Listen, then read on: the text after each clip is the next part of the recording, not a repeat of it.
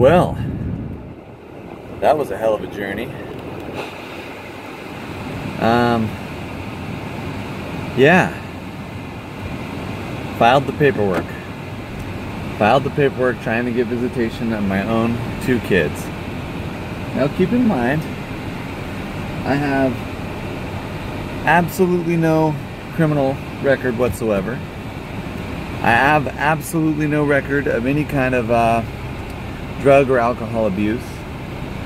I have absolutely no record of any kind of violence, any kind of malfeasance at all. In fact, before the divorce, my credit score was an 814. I've left every job I've ever had in good standing. I don't think I've ever been fired before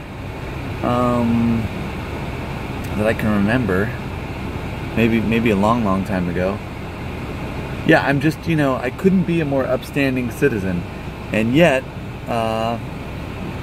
despite all of that, I have not been allowed to see my children, Everett and Grace, whom I was the primary caregiver of for more than a year, while my psychotic, drunken stoner ex did dabs and drank while at work at a marijuana dispensary, and I was growing organic fruits and vegetables and teaching them how to read and reading them the Chronicles of Narnia and Robinson Crusoe, planting cherry trees and raising heirloom chickens.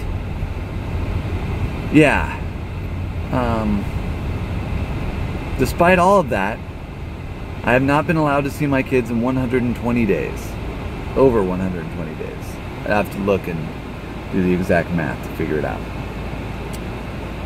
So I went and filed the paperwork to say, hey, let me see my kids. And that paperwork will take between 20 and 30 days to gesticulate through the system. After which I get a response, and then I have to subpoena the psycho whore with that new paperwork, and then there will be another 3 to 4 months, at which point I may or may not get a hearing and may or may not get to see my kids. So I have to wonder if there isn't a way that we could make this system better. At this point, is this really the system? Because it would be great if both parents were responsible, rational, reasonable adults, and you could come to some kind of agreement and say, hey, you can have the kids on the weekends, maybe eventually every other week or something. We'll figure it out. You've been a good parent this whole time. You've never, done anything wrong to anybody in your whole life, pretty much. So, let's try and be reasonable and work it out. But that's not the case, People get emotional, people lose their temper, people do things that they feel bad about and don't want to confront those, and then abuse their ex or the kids based on that, and then you're left, with only the state as your final arbiter and savior of reasonableness, and and it takes too long. It's too slow. It takes too long. I haven't seen the kids in 3 months, and now it's going to be at least another month, maybe 2 months, maybe 4 months, depending on what occurs. I'm supposed to have visitation with the kids on December 26th at a certain time, and I'm not exactly holding my breath on that. My crazy multiple Navy guy banging ex is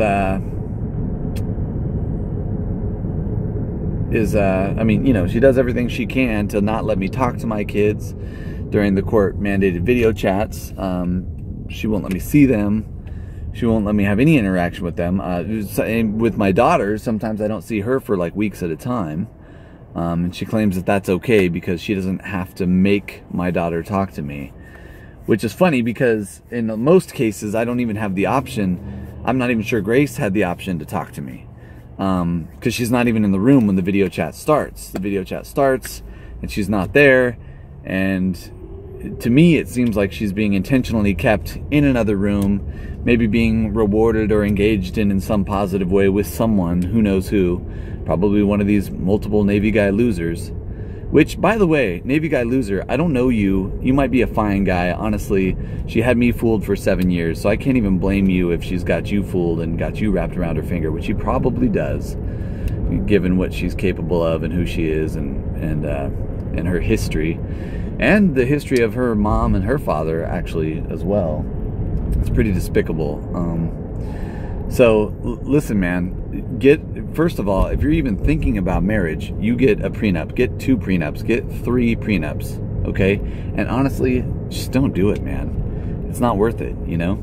You may think she looks good or whatever, but I'm telling you, I mean, look at it. She won't let me see my kids at all. And I never did anything to her or the kids. I've been a very upstanding, upright guy the whole time. I know she's probably told you all kinds of crazy stuff. She's probably told my kids all kinds of crazy stuff at this point, too. You know, God knows what she's told them. You know, they certainly act different during the video calls with me now, so I'm fairly certain they're under some kind of illusion that you know, that something's wrong with Dad. But nothing's wrong with Dad. He's out here fighting, Everett and Grace. He's out here fighting to get to see you guys and to give you guys some kind of safety and security and sanity and sobriety in your lives, so you don't have to be out, you know, with your mom and some random Navy guy out getting drunk all over town, which I've already heard has happened numerous times. So, you know, deny it if you want. I already heard about it. I already know. Yeah. So,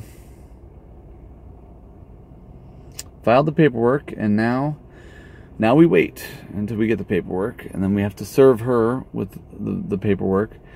And then we finally get a hearing scheduled, and those can take, I mean, we're looking at April. Now, if she tries to somehow go against the judgment where I get to see them at Christmas time, then I have to, there's steps I have to take to ensure that I have my basic rights as a parent observed there as well. And I've got all that in process as well. So, yeah, it's crazy. It is crazy that, that somebody would be so evil. Somebody would be so intentionally evil to their own children. That's crazy, first of all. Secondly, that somebody would be so evil to a guy who just treated them like gold for 7 years. You know? Bought them houses and cars and instruments and was the designated driver every night, some weeks. Took care of the kids when you were too wasted to even get off the couch. Every night for months. And now, just to turn around and say, no, you can't even see the kids. You can't even take the kids to a matinee. Nothing. Can't take them to the beach. Can't take them to the movies. Can't read them a book. Nothing. You get an 8-minute video chat with your kid, and only one of your kids. And if you say or do anything that I don't like, I just hang up right away. Just hang up on you. That is what is occurring. So, and you know, people are saying, oh, don't post that stuff on social media. Don't talk about it. You know, it could hurt your case. I'm sorry, but I'm going to say whatever the hell I want. You know, I mean, she's already taken my kids from me. She's already taken the house, the car, all the gold and silver, all the money that I made over the last 10 years. You know, I'm like completely in debt now. And now, like, me posting this video complaining about all that is going to make it so, like, so what? So what? Like they continue to keep the kids from me? On what grounds? That I'm complaining in a YouTube video about being treated miserably by a psychotic slut? And that's what she is. You don't do this to your kids. You don't do this to somebody you're with for 7 years with no basis, no grounds. She left me. She was texting other guys. She was getting drunk every night and staying out all night all over town with other guys. I wasn't doing any of that. And now I'm getting punished for it. And my kids are getting punished for it. I don't even, honestly, even if all this was just going on and I was the victim here, I'd be like, whatever, you know what I mean? But I have a 3-year-old and a 5-year-old who are caught in the crosshairs of this maniacal demon. For what? For what? Because she wants to somehow pretend like I'm the bad guy? I'm sorry, bitch. You're the bad guy. All right? You're the one who drinks every night. You're the one who smokes weed every night. You're the one who's getting texts from all kinds of other guys. You're the one who left me to go live with your mom, who's the same as you, by the way. The same with the drinking and the smoking and the needing attention from other guys. And just because your dad is okay with it, which to me makes him a pathetic character and not even a real man, in my opinion, just because he's okay with it doesn't mean that that's normal or that, every guy should be okay with it. Quite the opposite. It's disgusting. When you have kids, when you're married, you need to act like it. You need to be an adult. You need to treat that institution with respect, especially when you have kids. And it's a little bit my own fault. Honestly, I got to take some blame here. I could have thought, there were warning signs before. It's not like she didn't act like a hoe when we were dating. She did. She was getting texts from other guys back then, too. Dancing up on some other guy in the club. And other people remember. It's not like this is like in a vacuum. It's not like somebody can claim I'm making any of this up. Everybody, there were people there. There were people who remember. People who tell me the story and then remind me. And I'm like, oh, yeah, I forgot about that. But I thought, oh, once we get married, it won't be like that. She'll grow up. Oh, once we have kids, she won't be like that. She'll grow up and she'll want to respect her own kids. Respect the role of being a mother and treat that with some kind of dignity and grace.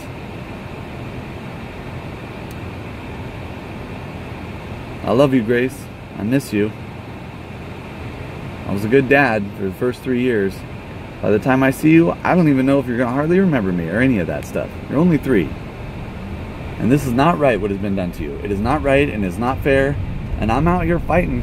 I'm fighting as hard as I can for you and your brother. Trying to make it right. It's just, the whole system is it's just disgusting. You go in front of the judge and it's a popularity contest between you, your ex, and the judge. And if your ex is capable of fooling the judge in any way, then he'll just give her or him everything, regardless of all the DUIs, regardless of all the history of malfeasance, regardless of the, everything. You know what I don't miss? I don't miss being sandbagged by that subpar musician. I put up with her inability to play on tempo, her inability to sing on key with any kind of confidence for so long. And that I do not miss. That is, and I did it out of love, I'm like, because I know I'm the superior musician on every level. Both in knowledge of theory and in basic command of instruments, singing, composition, everything. Obviously. I mean, come on. I'm Rye from the Leprechauns. You know what I mean? I'm Rye from the Bleeding Irish. You know what I mean?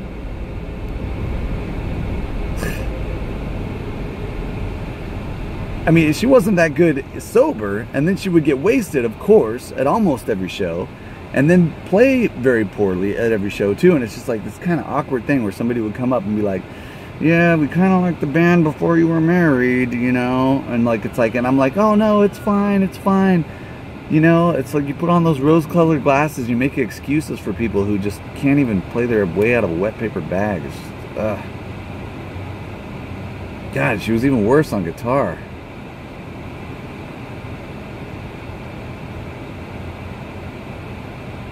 And I put up with all that, Just trying to be a good husband, good dad. Tried to give her her little outlet of getting to go play music, I mean, I wasn't even that into playing music at that point, I've already been on the road for 20 years, I'm kind of over the whole music thing. I mean, I still like to play, and I still like to sing, and I still like to write songs and everything else, but I've been there, done that, I don't really care that much about music. And But she really wanted to go play, so I'm like, okay, well, scrap together another band to teach like an 8th bass player, you know, this year, all the bass lines, and print up all the tab again for all the bass lines. You know, between the Green Jacket and the Rogue Rebellion and Europa, it's like we taught so many dang bass players. we taught bass player after bass player. And drummers too, you know. And most of them wouldn't last that long because, I mean, they're being sandbagged by somebody who couldn't stay sober long enough to actually play well. And even if she was sober, she didn't play that well anyway. And the ego, too. The ego, the fragile ego, you know. I want to sing. I want to be the singer. It's like, okay, sing well and you're the singer. You know, I got no problem playing backup for somebody else who's a good singer. You know, in the Bleeding Irish, I hardly sang at all. Because we had Nick, he's a great singer. We had Byron, he was a great singer. We had Jimmy, he's pretty good, you know? It's like, we got 3 good singers in the... I mean, you know, for years, I had Brett in the band, that sack of crap. And, you know, he could sing, so I'm like, yeah, Brett, sing one. Go, Brett. Sing 10. I don't care. Like, it's not like some kind of ego trip for me. Whatever. Onward and upward. And Everett and Grace, I'm posting these vlogs to let you know the straight deal of what actually occurred. And what's happening while I'm not in your lives. What's happening today is, it's now 4:00 p.m. and I got up at 3:45 a.m. to go down and sit at that courthouse, first outside the courthouse and then sit inside the courthouse for almost 10.5 hours before I finally saw somebody. And then it took about another hour and a half to see a paralegal. He was really nice too. Actually, once I finally got to see the paralegal down there, he was great. I forgot his name, but he was an amazing, nice guy and very, very on it. And all respect to the paralegal down there at the courthouse. But I mean, still, I mean, you know, 12 hours of grueling sitting in the ice-cold, frigid outdoor air and then the ice-cold, frigid indoor air. They keep it like a tomb in there. I don't understand it. Luckily, I made some friends while I was there. There was a nice couple there trying to get a divorce, and they were very, it's just like, man, I wish my divorce could have been like that, you know? They were like, yeah, she's gonna get to keep the kids, but he's gonna get to see them like for the whole summer if he wants, and it's better because she lives near her parents and her parents are great. And you know, it's like, man, I guess my overall takeaway for anybody else who's watching this video who aren't Everett and Grace, who I'm just trying to keep in the loop a little bit because I don't get to see you guys. I love you guys, and I know you think that probably with Dad not being around, you'd probably think that I'm like, you know, I don't know what you think. But you probably think I abandoned you on some point, and I did not. I am here trying to do what's right by you guys. Both of you. I love you both. I miss you. But for anybody else watching this, 2 things. A, prenup. Get a prenup. You don't get married without a prenup. I don't care who you are. I don't care what you think is going on. I don't care anything, you know. You don't know. Your head's not clear. You're in love. Your head is definitely not clear. So you need to go and get a prenup. Period. And secondly, do not marry somebody who has a family with serious problems unless they have decided to completely cut off from that family. Because the way my ex's parents and sisters are, they have some serious, serious problems. And there's a good chance that if they got problems, the one you're with has problems too. And you just got those blinders on because you think, oh, they're a pretty redhead who can kind of play piano, you know? It's tough out here, man. You'll settle for an okay looking redhead who can kind of play piano. Let's be real. So many of these girls out here are just hoes, you know? Gone from guy to guy to guy. So was the okay looking redhead who can sort of play piano, turns out. Which, I mean, there were plenty of indications beforehand. I should have known. I met her with her ex-boyfriend who was standing right there. She's hitting on me in front of her ex-boyfriend. What kind of classy individual does that? Well, anyway, there we go. I'm going to put that one in the bag. Deadbeat Dad Vlog 2. It's an ironic title. I'm not a deadbeat dad. I'm a very good dad. When I'm with the kids, I'm very engaged. We're doing all kinds of educational activities. Eating all organic food, gardening, trying to plan for a healthy, sustainable future for ourselves and the rest of the world. Everybody who knows me knows that already. Even my ex knows that. She has to live with that. She has to live with what she's done to them and what she's done to me. And her credibility's shot. They're smart kids. If they don't know now, they're gonna know in 5 years. How do you think it's gonna be when they're like a teenager and they want to go do this and she says no? They're gonna be like, what? You left our dad, who's this great guy who does everything right, who's always like, you know, always on it and on top of stuff, you know, to go like hook up with all these random Navy guys, taking us along on the dates. So inappropriate. So inappropriate to take your kids out drinking with other dudes 5 months after, or not, it wasn't even 2 months after we split up that she started going out with that first Navy dude. By the way, second Navy dude or third Navy dude, I don't even know which guy you are in line, and neither do you, and frankly that should scare the crap out of you. Scrawny new 18-year-old Mexican dude, get off the track, man. The train's already been through there, and there's more trains coming. She ain't gonna be faithful to you. She wasn't faithful to me. She wasn't faithful to the guy before you. She wasn't faithful to the guy before that. She wasn't faithful to the guy before me. Don't fool yourself. You might think you're getting while the getting's good, man. It ain't good. The good ain't getting. Get out of there, man. Call me. Talk to me. I got no hard feelings, man. Honestly, I want to give you fair warning, like about what exactly occurs. All those songs I wrote, all true. 100% autobiographical, 100% accurate. Those are all true stories of all true instances that actually occurred. So, you want to be upset about the album? You psycho whore? You want to keep my kids from me for 3 months? 3 full months? She's pushing on 5 months. That's it. I mean, I don't get to see them till December 26th. That'll be 5 months she kept those kids from me. On what grounds?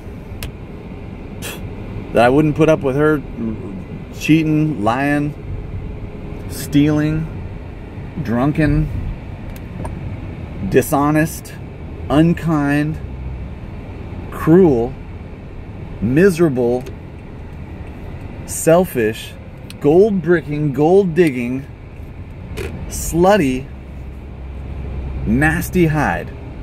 That's because I wouldn't put up with that. When she started texting other dudes, I said, that's it. I'm out. That's why we had that fight. She's texting other dudes. We had that fight after she was texting other dudes and wouldn't stop. I asked her to stop a bunch of times. I mean, we got kids, you know. I wasn't just like throwing it away on a whim, you know. I was trying to keep it together. But it didn't matter. She needed to text those other dudes. She needed to go out drinking. She needed to be who she needed to be. She needed to be just like her mom. Drunken and wanting the attention of men 24/7. Because they're shallow and insecure, and that's the only way they get any kind of validation. And you know what? It doesn't stay. It doesn't stay. You might be alright looking for another, you know, 4 or 5 years or whatever, but you're already getting fatter. You're already getting fatter. And you're going to keep getting fatter. Your skin's going to start to hang. And if you keep drinking like you used to drink, I don't know if you're still drinking. I don't know. I mean, I haven't talked to you in months. Wouldn't want to talk to you. You're beneath despicable to me. Keeping my kids away from me for 3 full months. Just disgusting. You are just filth. Filth. I'm embarrassed that I was ever with you, even for a second. Just disgusting. Absolutely foul. I would have never done this. I mean, even with everything that's gone on, you know, if I would have gotten custody, it would have been like, you can have them on the weekends, you can have them every other weekend, you know. Maybe we can work up to every other week if you quit drinking.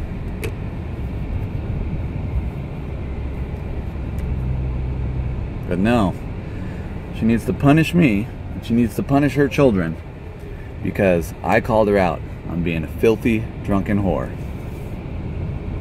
Because you don't do that. You don't call a spade a spade. That's offensive. That's not politically correct. Don't do that. Never mind the facts. Never mind the reality. No. That's inappropriate. You're the crazy person for calling out somebody who acts like that, who's married and who has kids. You know, I got other friends that are religious, you know, deeply religious, and I respect them. You know, I mean, I'm not religious. I don't go in for the whole religion thing. I read too much of the archaeological science and I just can't buy into it. But, you know, at least those people have some kind of foundation to build a relationship on and stay together and stay, you know, and they've got some kind of guidebook to follow as far as like what's being respectful to your spouse, of yourself, to your children.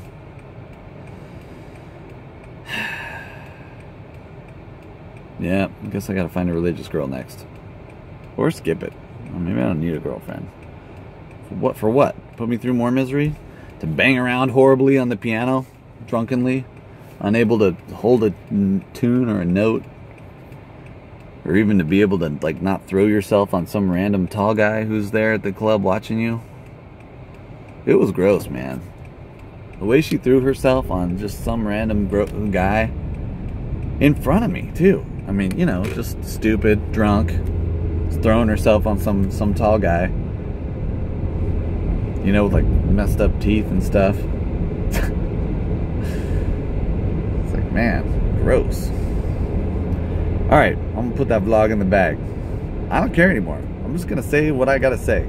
If you got problems with it, go cry. So I'm gonna say what I gotta say. These are the facts. And I gotta have a record because I don't get to see my kids. And by the way, you want me to stop being honest about this and you want these vlogs to go away so that these kids don't have to see them later? Jackie, why don't you let me see the kids then?